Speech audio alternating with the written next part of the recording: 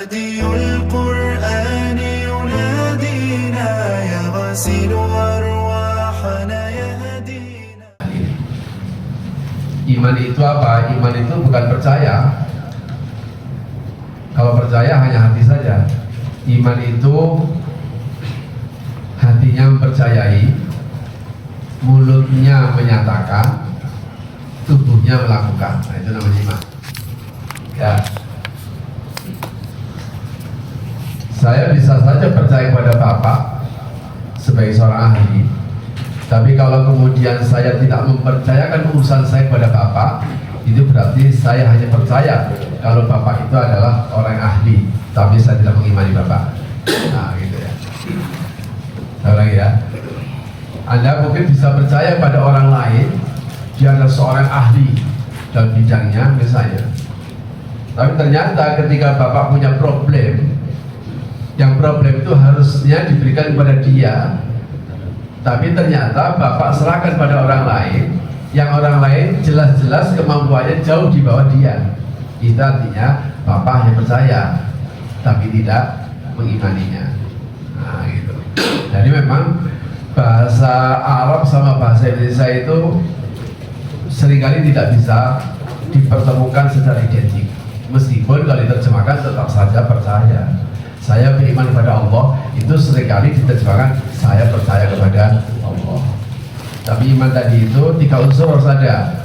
Hatinya membenarkan, lisannya menyatakan, tubuhnya melakukan. Nah, karena itu Allah itu pingin bahwa hatinya menyatakan bahwa memang iman pada Allah. Lisannya juga menyatakan bahwa ya saya beriman kepada Allah. Tubuhnya menunjukkan bahwa saya memang beriman kepada Allah. Makanya untuk menguatkan ini Allah akan memberikan sekian banyak dalil. Dan dalil apa? Bukti-bukti Allah itu ada, bukti Allah itu adalah esa.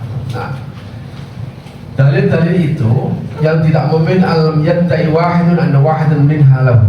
Dalil-dalil itu tidak mungkin seorang manusia pun bisa melakukan. Makanya semua dalil-dalil itu pasti terkait atau bukti-bukti atas wujud Allah. Ini kan ghaib ya, itu kan nggak ada itu Bapak. Jadi Bapak percaya nggak bisa lihat Allah, orang nggak percaya juga tidak memastikan Tuhan itu ada atau tidak. Nah, tapi ada sekian banyak dalil, ada sekian banyak bukti-bukti. Misalnya begini, ketika kita melihat ada seorang ateis, tidak percaya Tuhan, terus pokoknya dia ini terus pokoknya tidak percaya Tuhan, Tuhan itu nggak ada. Tuhan nggak ada itu kan ada sifat yang diberi Tuhan, namanya Khaliq. Apa itu? Khaliq. Khaliq itu apa? Pencipta. Berarti selain Tuhan namanya makhluk.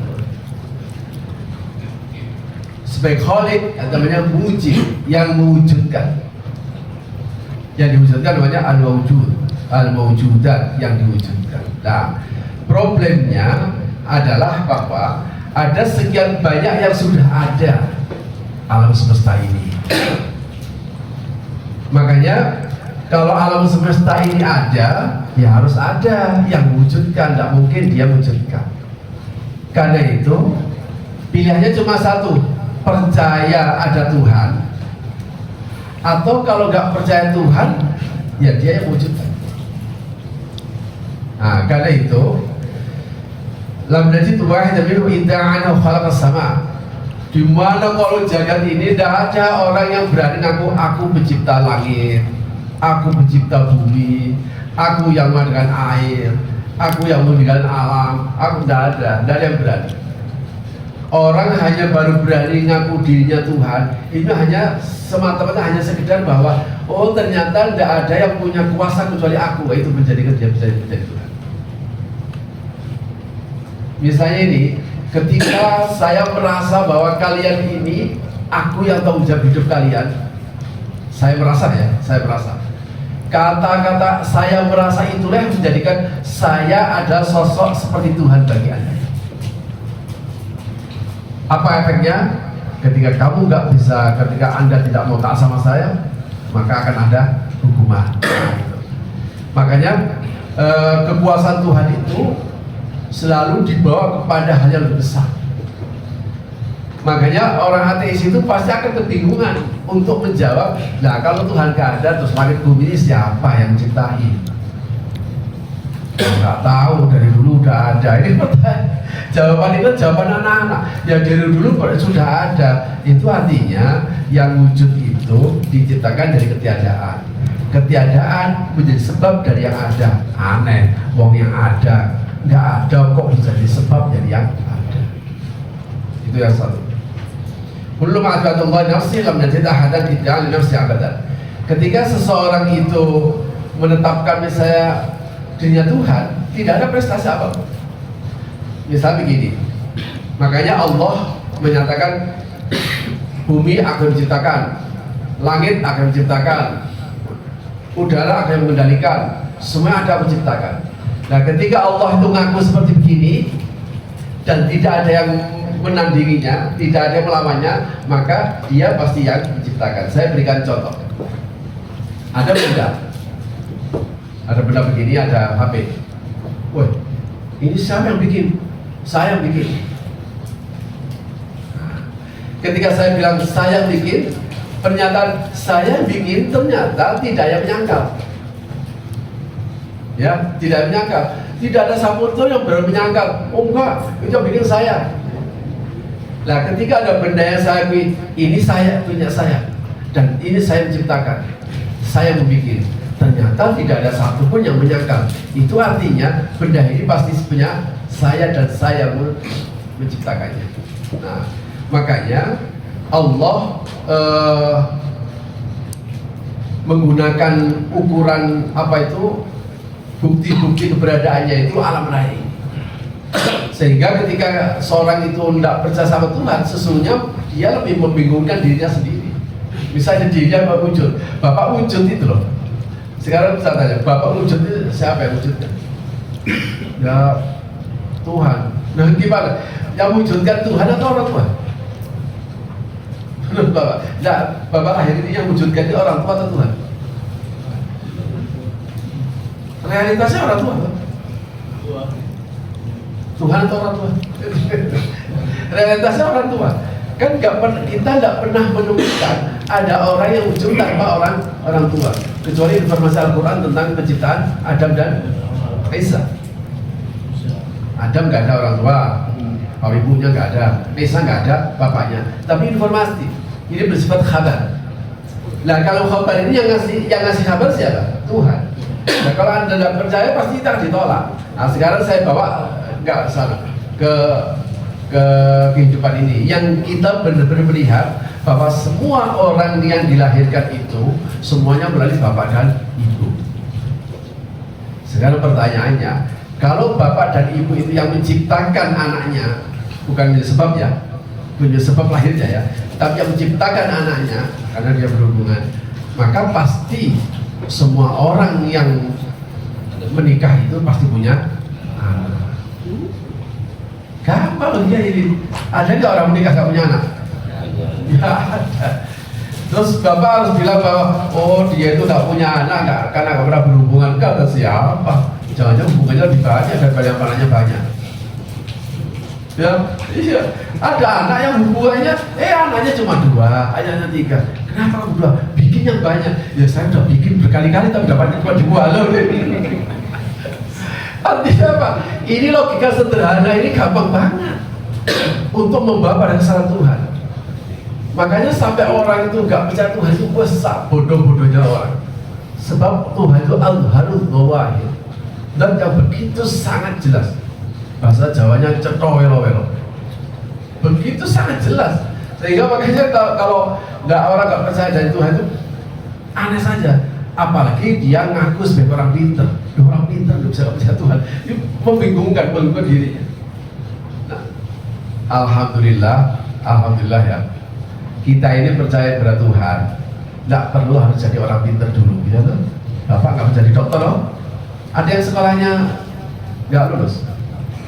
Nah maksudnya ada sekolahnya sampai SMA. yang ini? Ada ya.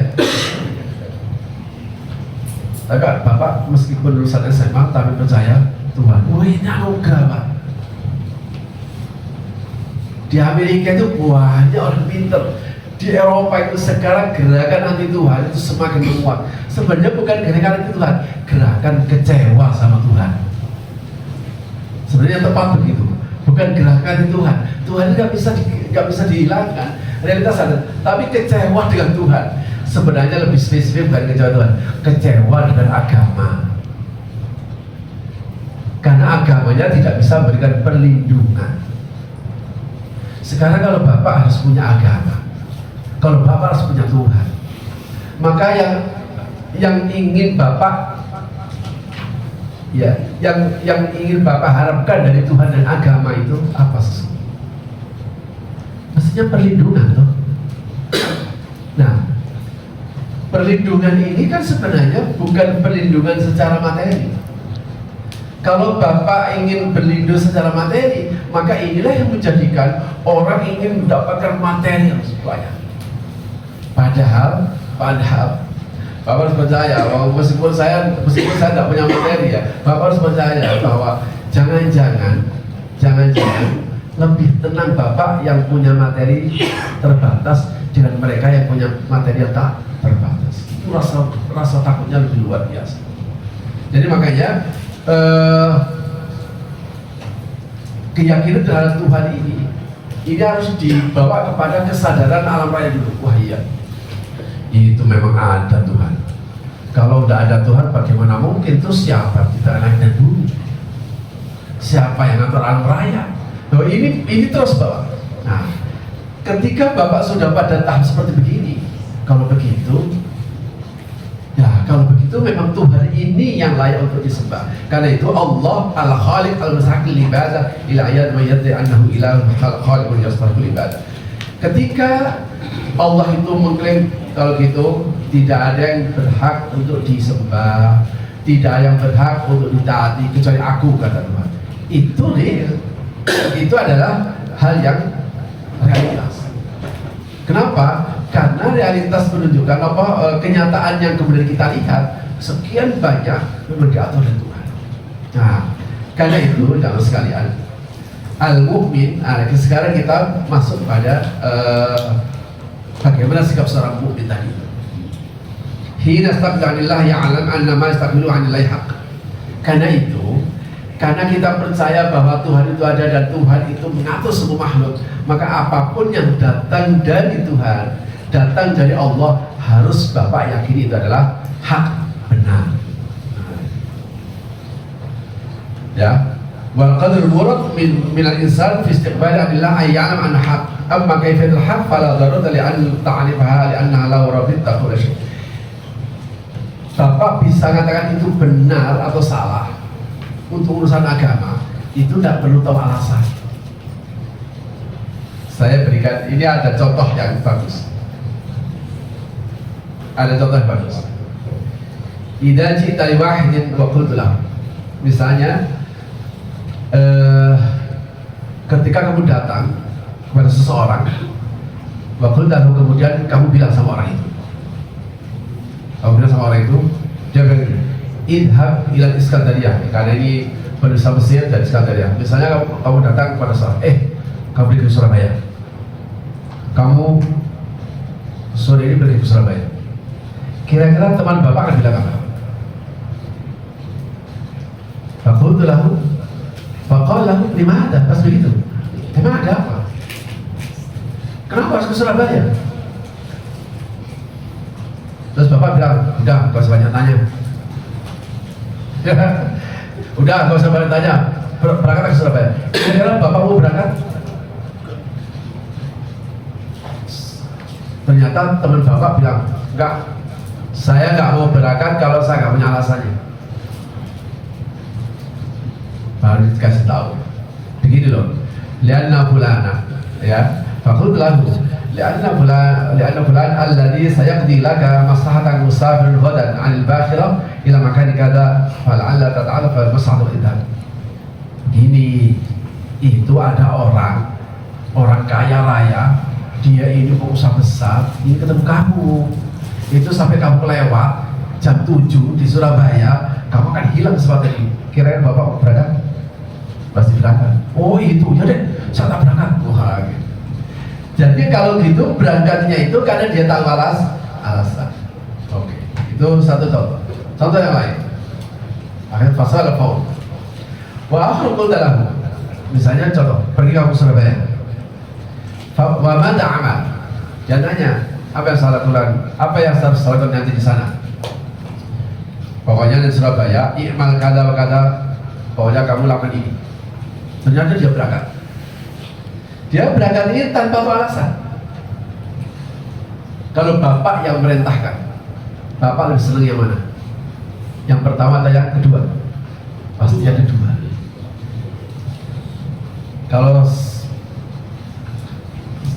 Kalau bapak jadi pimpinan dan kemudian memerintahkan anak buah dan anak bapak atau memerintahkan siapa saja, tapi dia baru mau berangkat kalau tahu alasannya. Dia mau mengerjakan kalau tahu alasannya, gajinya berapa, annya berapa. Dengan orang, apa yang saya lakukan? Pokoknya lakukan ini. Siapa yang saya lakukan? Pasti bapak akan senang dengan orang kedua. Dia berarti apa? Dia menghormati bukan karena alasan dan dibalik perintah itu, tapi dia menghormati karena semata-mata yang perintahkan siapa. Nah itu. Karena itu فإن كان كل واحد لا يعمل عمل إلا بعد معرفة علته فقد انتهت مسألة الإيمان ولم يعد إيمانا. Kalau orang itu mau melakukan ibadah, mau sholat tahu alasannya, mau zakat tahu alasannya, mau wudu tahu alasannya, semua tahu alasannya, ya nggak butuh iman. Nggak butuh iman, karena iman itu nggak bakal nggak ini. Alasannya apa sih? Alasannya apa sih kita harus ibadah? Alasannya apa harus sholat? Alasannya cuma satu, yang nyuruh Tuhan, yang nyuruh Allah. Walidalik fantagis al iman, ya awalan fil iman bil khair. Karena itu jamaah sekalian, berkurangnya iman nanti, iman itu akan terkikis mulai awal, diawali dari yang persoalan khair. Maka urusan khair ini nanti kalau di kuburan gimana ya? Oh ke kuburannya belum, Pak. Kan katanya kuburan itu, oh di situ ada malaikat, oh, kuburan cuma kecil, terus malaikatnya terus tata didudukkan, dah rawat. Ini persoalan gaib yang tidak pernah masuk logika. Kenapa? Karena pertanyaan cuma seperti kamu percaya atau tidak percaya. Maka inti agama itu bukan di dunia ini, Pak. Kita beragama ini mendapatkan ketenangan ya di dunia ini. Kita hanya bisa menjalankan yang penting saya berbuat baik demi Tuhan tadi. Meskipun saya tidak tahu Tuhan itu sosok seperti apa, tapi yang satu ada sekian banyak bukti Allah mengatur alam jagat raya ini. Nah, sekarang saya contohnya. Walam maka sya'nil mu'min an yusaddiqa kulla ma ja'a min Allah. Jika ada seseorang mau melakukan setelah masuk akal, mau melakukan setelah dia bisa memahami, mau melakukan setelah dia memahami, duna ya fihi aqlu faqad hawala nas mimman laysu ala dina yujadilu. Kalau setiap orang mau mengamalkan ibadah, mengamalkan perintah Allah selalu ditunggal akalnya, maka Bapak tidak akan pernah melaksanakan itu. Saya pernah memberikan contoh. Logika itu harus pakai logika agama. Kalau Bapak mau sholat ke wudu, berarti suci lah. Kenapa bersuci? Ya wajarnya lah suci lah, Pak. Oh, namanya juga mau menghadap Tuhan, mau menghadap Allah, ya haruslah suci. Nah kalau alasannya ini kan nggak masuk akal. Kenapa nggak masuk akal? Harusnya Bapak mandi. Betul ya? Harusnya Bapak mandi kalau sama-sama sucinya. Kalau alasan karena supaya menghadap Allah itu suci, berarti Bapak setiap mau sholat harus mandi. Kan gampang ya? Ini saja udah batal. Lebih gak masuk akal lagi kalau tidak ada air. Bapak kalau tidak ada air terus mau ngapain? Tayamum. Kan nggak mungkin, udah kan nggak ada air, ya udahlah saya soal dengan seperti itu, nggak begitu. Ada cara untuk mengatasi kalau nggak ada air atau nggak bisa menggunakan air, yaitu dengan cara tayamum. Tayamum itu menggunakan debu, Pak. Kalau menggunakan debu berarti tambah kotor. Sudah debu diraupilah di mukanya. Makanya semua perintah itu jangan pernah memasukkan akal kita. Pokoknya itu perintah, karena inilah namanya penghampaannya sebenarnya. Nah, ada dialog menarik antara orang kafir yang nggak percaya akhirat dengan orang mukmin yang percaya akhirat. Bisa begini.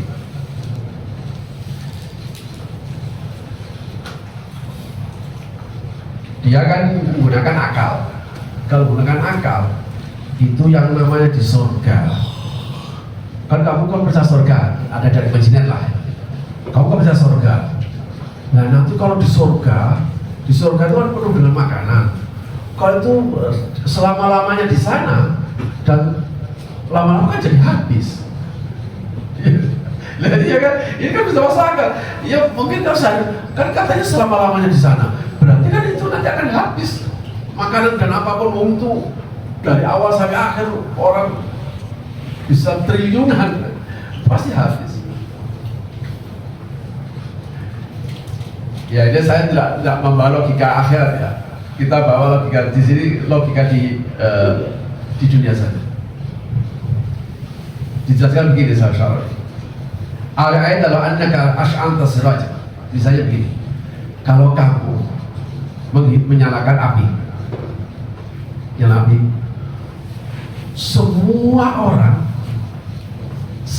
orang nyalain apinya dari apimu. Semua orang langsung, jutaan orang semuanya api itu. Apakah apinya berkurang? Tidak. Yang berkurang lilinnya. Kalau lilin, kalau apinya itu kemudian api abadi.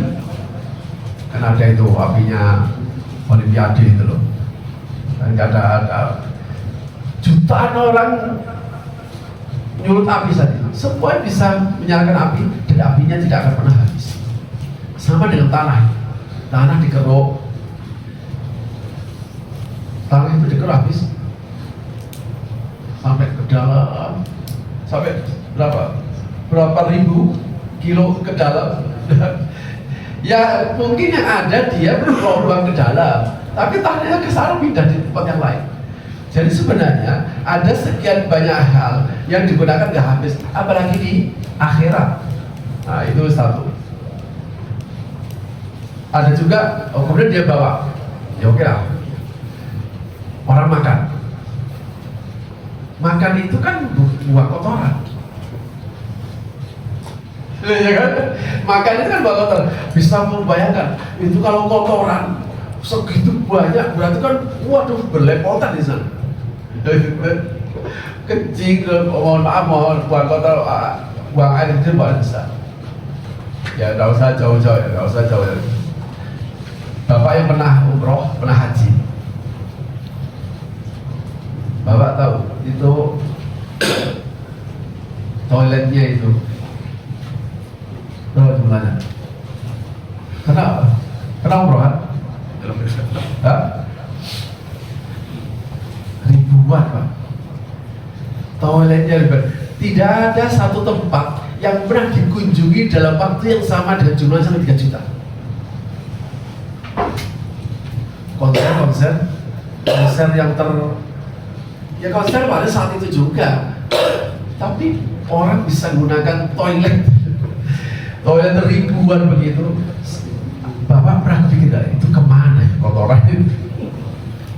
Ini kita sedang mendialogkan hal dunia saja.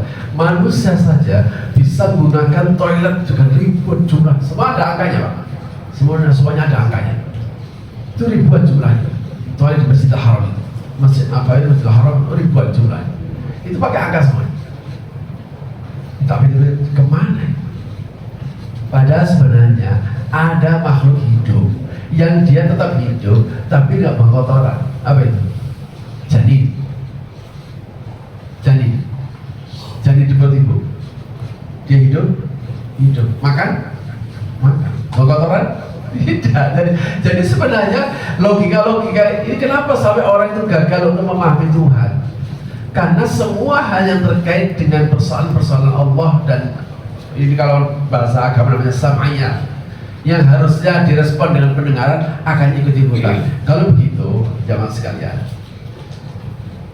orang mukmin itu harusnya memang sadaqal muballigh anil bil haq. Itu yang pertama, bahwa apapun yang datang dari Allah adalah hak. Dan begitu, wa huwa la yuridu ayat ma'inna nafsa ala dzalik atau yakfihi ayyaqulahu Allah. Sehingga apa? Jamaah sekalian, hidup itu ingin mendapatkan ketenangan. Itminan nukon. Gimana cara supaya saya tenang? Tenang itu adalah efek, Pak. Efek dari sebab yang dahulu. Ya kan? Orang nggak mungkin hidup nggak tenang, nggak mungkin. Orang nggak pengen hidup penuh dengan rasa takut juga nggak mungkin. Makanya semua orang pengen hidupnya tenang, damai, sehingga rumah tempat tinggal yang bisa menawarkan nyaman, tenang, dengan penjagaan 24 jam, waduh, itu pasti dikejar banyak orang dan pasti itu mahal.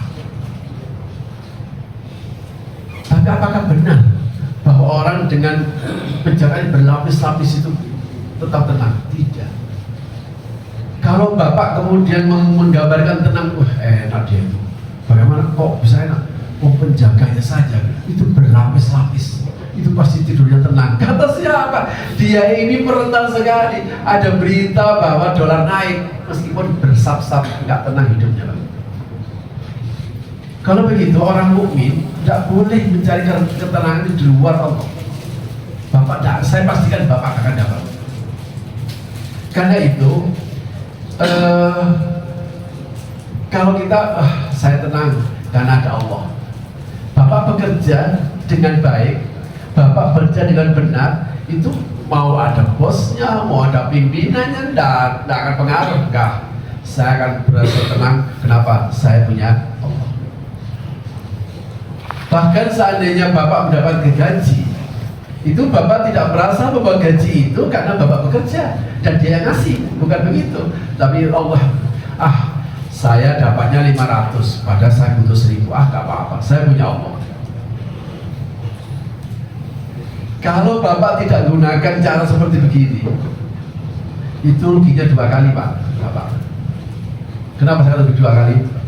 Sudah yang diinginkan gak dapat, ya, Tuhan hilang dari diri Bapak. Ruginya 2 kali, karena Bapak sudah terlanjur beriman. Kalau nggak punya Allah, bunuh diri ya. Wah, kalau begini caranya terus, mending saya nggak usah hidup. Ya pasti bunuh diri ya. Tapi enaknya punya Tuhan, sehingga menjadi nyaman, hidup kita menjadi tenang. Ada teman saya bilang, oh kalau bertuhan itu karena tenang, ya mending suntik morfin, kalau bisa tenang. Kata siapa orang disuntik morfin tenang? Kata siapa orang minum ganja tenang? Ya tenang ketika minum ganja itu. Apakah dia bertahan? Enggak, itu sekian jam, habis itu kolem lagi dia. Akhirnya apa? Dia menjadi canduan dalam ganja itu. Makanya, Masya Allah, misalnya, ini kuncinya cuma satu. Bapak tidak perlu harus mendiskusikan hal apapun yang terkait dengan agama. Kenapa sih harus begitu? Kenapa tidak usah begitu? Yang jelas, Allah pasti akan memberikan perintah-perintah yang Bapak pasti bisa melakukan. Tidak ada perintah yang diperintahkan oleh agama yang Bapak nggak bisa melakukan. Ada nggak? Sholat, zakat. Zakat itu perintah. Tapi kan agama bilang yang tidak zakat siapa? Yang punya duit. Jadi kalau Bapak nggak punya duit dan nggak pernah sampai batas mustahil, kok meninggal, nggak akan ditanya di sana. Kenapa Bapak tidak zakat? Ya gampang loh. Kok nggak kasih duit, tanya ya Allah. Haji. Haji hanya punya duit, Pak. Kok bapak saya meninggal nggak ada perdana haji, dana untuk haji, nggak akan ditanya kamu kenapa dulu nggak haji. Ya kan duit, ya Allah, selesai. Makanya susah, Pak, kalau bapak punya duit kok nggak haji, itu disusah. Karena itu saya ingin ingatkan saja, kalau bapak punya kesempatan punya duit, tabunglah untuk haji, supaya ini jadi ikhtiar nantinya di akhirat. Sebab itu nanti akan ditanya. Makanya ibadah itu, perintah-perintah Allah itu pasti disesuaikan dengan manusia bisa melingkari atau tidak. Misalnya, kalau bapak harus bekerja, harus dengan cara jujur, itu perintahnya. Kenapa jujur diperintahkan? Karena bapak bisa curang, gitu loh maksud saya. Saya ulangi, ketika bapak bekerja, perintahnya satu, kalau bekerja harus dengan cara yang jujur. Kenapa? Karena bapak bisa curang. Tapi agama tidak pernah merintahkan kalau kamu bekerja harus berhasil.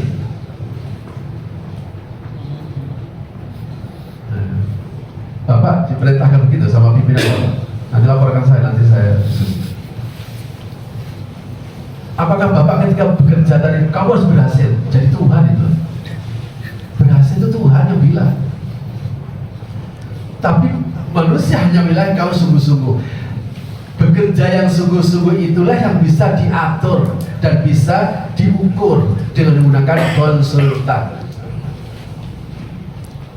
Konsultan didatangkan oleh satu perusahaan, konsultan didatangkan oleh satu lembaga, konsultan didatangkan oleh satu instansi. Seorang konsultan itu hanya untuk mengukur cara-cara, langkah-langkah yang bisa dianggap yang paling optimal. Tapi dia tidak bisa menjamin apakah cara yang optimal tadi itu berhasil atau tidak. Makanya saya pernah saya sampaikan, kalau ada seorang konsultan, dia bilang begini, Pak, ini cara-cara ini, gunakan langkah cara ini. Pokoknya kalau bapak gunakan cara ini, bulan depan bapak akan berhasil gak kurang dari 5. Kalau dia sudah sampai, kalau bapak berhasil gak kurang dari 5, jangan gunakan lagi konsultan begini. Dia sudah berubah jadi Tuhan. Kalau kita seperti begini cara kerjanya, enak, Pak. Bapak tinggal bekerja dengan cara benar. Waktu sholat ya sholat, apa yang di SOP-nya seperti apa dilaksanakan, selesai, enak. Makanya kalau bapak punya pimpinan yang tidak menuntut bapak harus berhasil, syukurlah. Saya pernah ada seorang, ada ibu-ibu, dia kerja di asuransi. Ibu ini kadang datang, seringkali nggak ngaji, terus suatu saat ngaji lagi dan sebagainya. Suatu saat, setiap waktu ngaji dia selalu hadir. Saya hanya kan jadi penasaran, kok ibu ini ikut ngaji apa nggak kerja kan? Terus saya tanya lah, Bu, ibu nggak kerja? Iya, Pak. Pak Ustadz, saya dikeluarin. Loh, ibu melakukan kesalahan apa? Enggak, saya merasa nggak bersalah. Terus dia cerita, ibu kerja di mana? Saya kerja di asuransi. Saya kerja di asuransi, Pak. Saya padahal sudah kerja keras, dan bahkan langkah-langkah itu sudah saya lakukan seperti yang disarankan, sudah kerja keras, tapi saya nggak berhasil. Karena saya nggak berhasil, akhirnya saya dikeluarkan. Saya bilang, ibu harus bersyukur karena ibu diselamatkan dari pimpinan yang nggak benar. Jadi sama dengan saya, ibu saya memberikan sharing ilmu begini.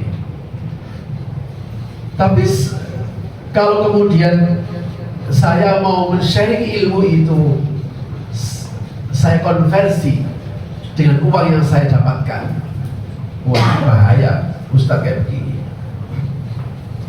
Jadi ada wilayah di mana kita bisa melakukan yang benar. Ada wilayah di mana kita harus melakukan, tapi ada wilayah di mana Tuhan yang akan mengambil alih.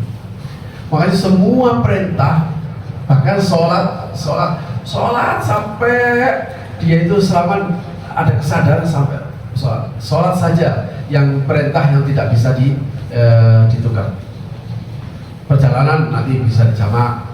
Wah, saya nggak bisa berdiri, bisa duduk bisa berbaring. Kenapa? Supaya orang terhubung terus dengan Allah Subhanahu Wa Taala. Nah, karena itu jamaah sekalian, ada satu pertanyaan lagi.